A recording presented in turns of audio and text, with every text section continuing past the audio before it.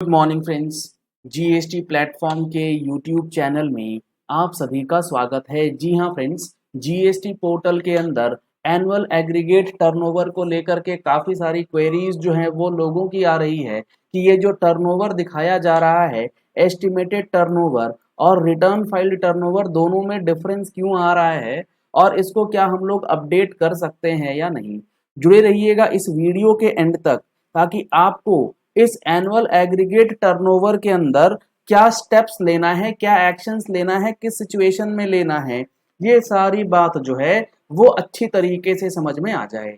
सबसे पहले तो आप ये समझ लीजिए, ये जो एनुअल एग्रीगेट टर्नओवर है इसको अगर आप अपडेट कर देते हैं तो आपका जो ये annual aggregate turnover updated figure है उसके बेसिस पे बाकी सारे कंप्लायंसेस जो है वो पोर्टल डिसाइड करेगा।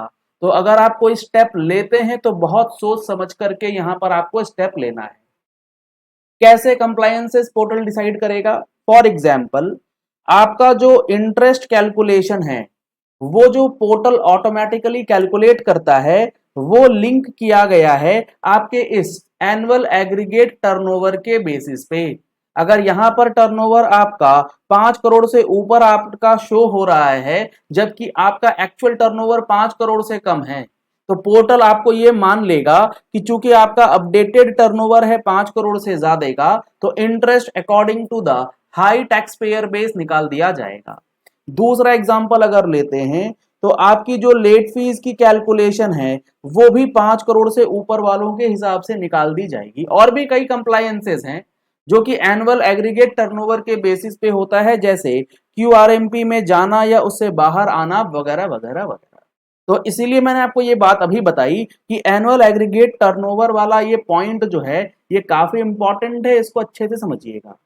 अब इसमें कुछ बातें जो आपको समझनी है कि इसमें डिफरेंस आ क्यों रहा है।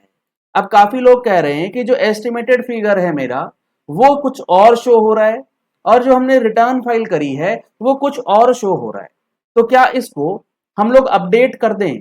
तो इसके लिए आप सबसे पहले ये समझ लीजिए आपको ये डेटा कब अपडेट करना है, अपडेट करना कब है, आपको ये बात पता होनी चाहिए। आपको अपडेट करने से पहले यह चेक कर लेना है कि आपने जनवरी से मार्च 23 क्वार्टर की, अगर आपकी क्वार्टरली फाइलिंग होती है, इन शॉर्ट आप समझ लीजिए कि मार्च 23 तक की जो भी जीएसटीआर 3 आपकी फाइलिंग होनी है वो रिटर्न फाइल आपने करा है या नहीं। अगर आपने रिटर्न नहीं अभी फाइल किया है तो आप गलती से भी इस एनुअल एग्रीगेट टर्नओवर को छेड़ेंगे नहीं, अपडेट नहीं करेंगे। यहां आपको कोई एक्शन नहीं लेना है, आपको अपनी रिटर्न फाइलिंग जो है वो सबसे पहले करनी है। अगर रिटर्न फाइलिंग के बाद जो आपका डेटा है वो डेटा अपडेट होता है एनुअल एग्रीगेट टर्नओवर में और उसमें कोई डिस्क्रिपेंसी आती है तो आपको फर्दर सोचना है कि करना क्या है।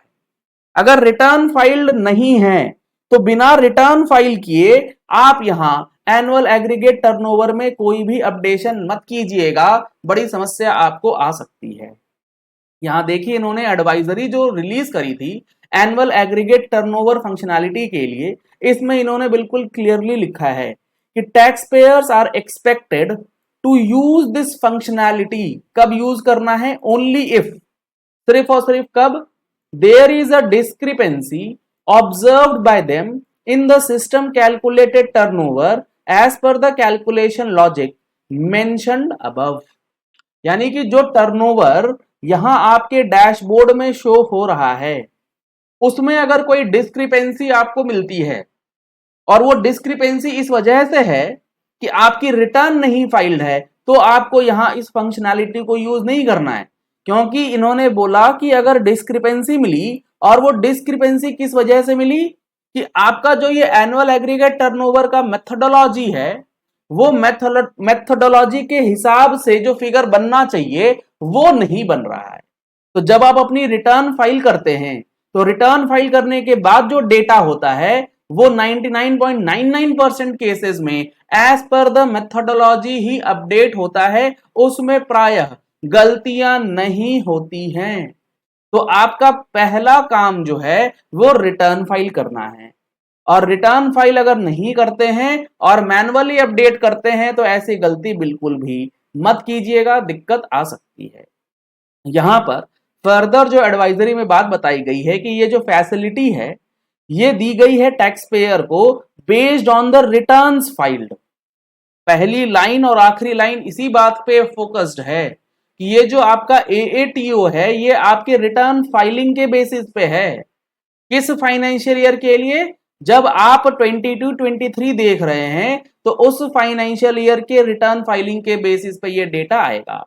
The facility of turnover update has also been provided to the taxpayer in this function if the said taxpayer feels that the calculated turnover varies from the turnover as per his records।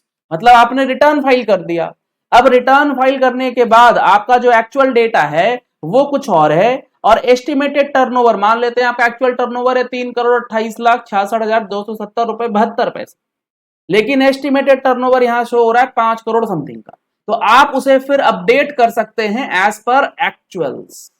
ये चीज आपको समझनी होगी।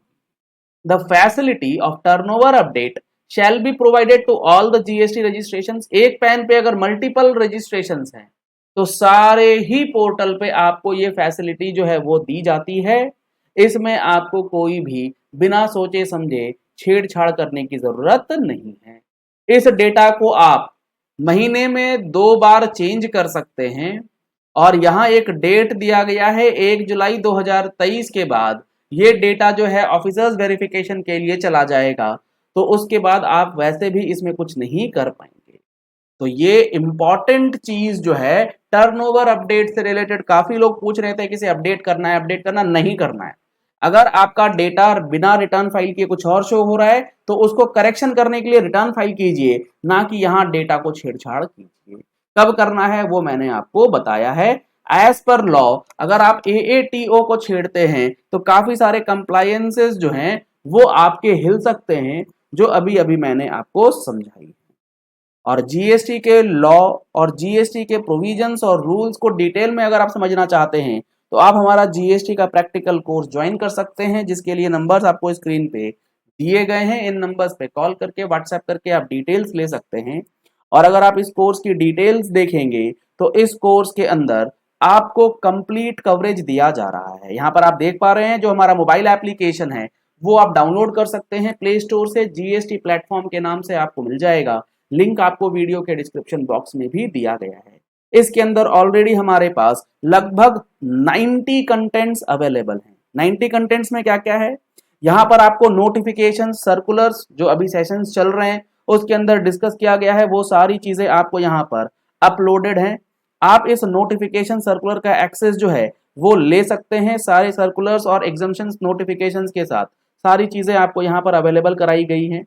इसके बाद आपको यहाँ पर टॉपिक वाइज सेशंस जो है वो भी दिया गया है। जैसे आप अगर सप्लाई समझना चाहते हैं तो उससे रिलेटेड आपको सेशन मिल जाएगा। सप्लाई क्या होती है, charge in GST, reverse charge से रिलेटेड जो हमारे सेशंस हैं वो वीडियो फॉर्मेट्स में आपको यहाँ पर अवेलेबल कराई गई है। अगर आप ये लेते हैं तो अगले 1 साल की वैलिडिटी के साथ आपको ये डिटेल्स मिलती हैं।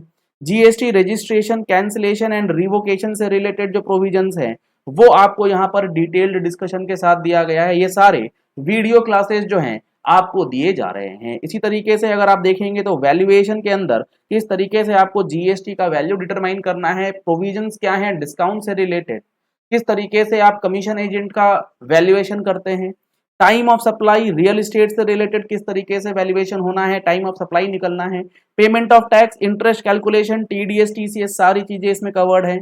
जीएसटी रिटर्न्स के क्या प्रोविजंस हैं, प्रैक्टिशनर्स के लिए क्या प्रोविजंस हैं, अकाउंट्स रिकॉर्ड्स के क्या प्रोविजंस है, कॉम्पोजिशन स्कीम की बात करते हैं, invoice, credit note, debit notes, in short सारे के सारे टॉपिक आपको यहाँ पर देखने को मिलने वाला है। आईटीसी से रिलेटेड भी हमने काफी डिटेल्ड डिस्कशन आपको यहाँ पर देखने मिलेगा। मोर देन 20 आवर्स का आपको यहाँ सेशन जो है सिर्फ और सिर्फ आईटीसी से रिलेटेड है। इसके बाद कोई कंफ्यूजन नहीं रहेगी। अगर आपको पूरा कंप्लीट कोर्स नहीं चाहिए तो आपके पास ऑप्शन है कि आप टॉपिक वाइज कोर्सेज जो हैं वो भी ले सकते हैं। हमारे मोबाइल एप्लीकेशन पे वो ऑप्शन भी आपके पास अवेलेबल करवा दिया गया है।